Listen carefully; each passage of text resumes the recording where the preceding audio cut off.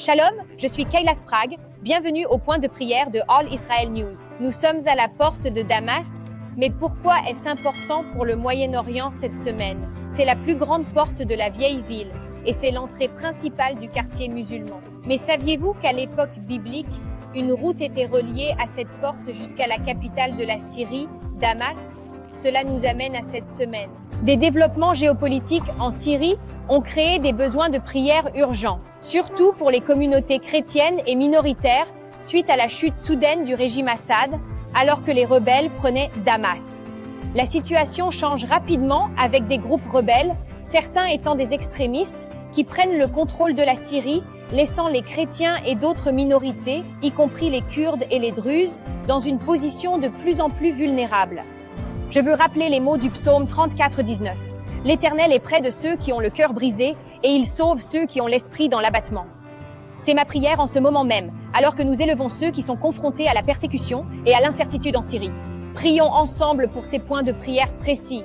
Prions pour la protection des communautés chrétiennes, druzes et autres minorités dans les zones désormais contrôlées par des groupes djihadistes, particulièrement dans les régions où des rapports de violence émergent déjà. Nous voulons prier pour que la région nord-est contrôlée par les Kurdes maintienne sa stabilité en tant que refuge pour les minorités religieuses et modèle de gouvernance démocratique. Prions pour que les dirigeants occidentaux aient sagesse et discernement face à la situation changeante, qu'ils ne soient pas dupés par de fausses promesses. Nous voulons aussi prier pour les familles déplacées. C'est déchirant, surtout les femmes et les enfants qui sont les plus vulnérables dans les zones de conflit. Nous voulons prier pour prévenir que des armes chimiques et stratégiques ne tombent entre de mauvaises mains de groupes djihadistes. Et finalement, nous voulons prier pour la stabilité de toute cette région, pour les pays voisins d'Israël, le Liban et la Jordanie, alors que cette région subit des changements importants.